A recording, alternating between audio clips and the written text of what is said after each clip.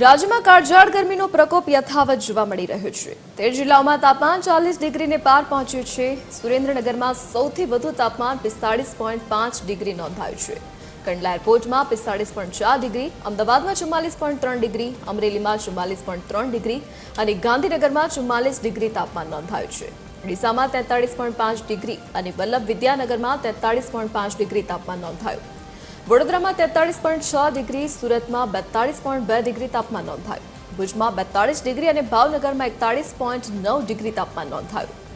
રાજકોટમાં 43.3 ડિગ્રી અને કેશોદમાં 41.4 ડિગ્રી તાપમાન નોંધાયું। વધુ વિગતો સાથે એસોસિએટ એડિટર અરુણ શાહ આપણી સાથે લાઈવ જોડાઈ ગયા છે। અરુણ, હાલ રાજ્યમાં ગરમીની શું સ્થિતિ જોવા મળી રહી છે અને આગામી સમય માટે હવામાન વિભાગની શું આગાહી છે ગરમીને લઈને?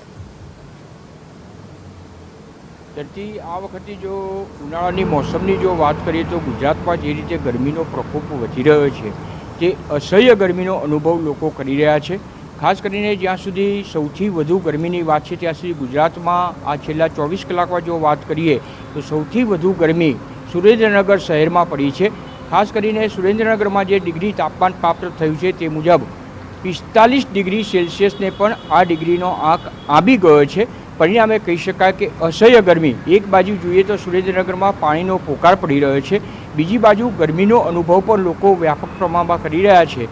પરિણામે સુરેન્દ્રનગરની પ્રજા અત્યારે ગરમીથી ત્રાહિમામ પોકારી ગઈ છે। સુરેન્દ્રનગરની સાથે સાથે કંડલા એરપોર્ટની જો વાત કરીએ તો તે પણ કંડલા એરપોર્ટ વિસ્તારમાં પણ 45 ડિગ્રી સેલ્સિયસના તાપમાનને આ ગરમીનો આંક આંબી ગયો છે।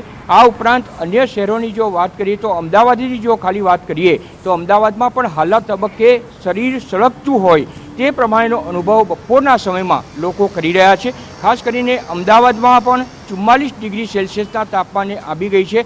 આ જ પ્રમાણે જોઈએ તો અન્ય મહાનગરોની જો વાત કરીએ તો રાજકોટ છે, ભુજ છે, ભાવનગર છે, તમામ સહિત સમગ્ર રાજ્યના 14 જેટલા શહેરોમાં જે ડિગ્રીનું તાપમાન છે એ 40 ડિગ્રી કરતાં ઊંચું અને ખાસ કરીને 42, 43, 44 ડિગ્રી જેટલું સેલ્સિયસના તાપમાને આંબી ગયું હોય તે પ્રમાણેનો અનુભવ લોકો કરી રહ્યા છે। આગામી સમયની જો વાત કરીએ તો અત્યારના સમયમાં જે ઓરેન્જ એલર્ટ પણ હવામાન વિભાગ દ્વારા જાહેર કરવામાં આવ્યું છે। પરિણામે કહી શકાય કે ઓરેન્જ એલર્ટ એટલે જે સહન ન થઈ શકે તે ગરમીનો અનુભવ લોકો કરી રહ્યા છે। આ સંજોગોમાં લોકોએ સજાગ રહીને ખાસ કરીને પાણી વધારે પ્રમાણમાં પીવું તેમજ લીંબુના શરબત જેવી વસ્તુ વધારે પ્રમાણમાં લેવી, બને ત્યાં સુધી ગરમીના સમયમાં બહાર નીકળવાનું ટાળવું જોઈએ।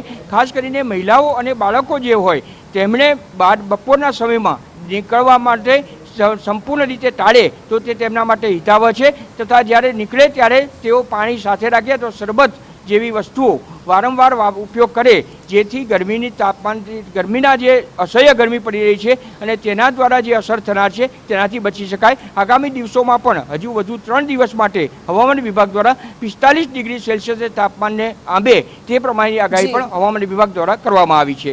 જી અરુણ, વિગત સાથે જોડાવા બદલ આપનો આભાર।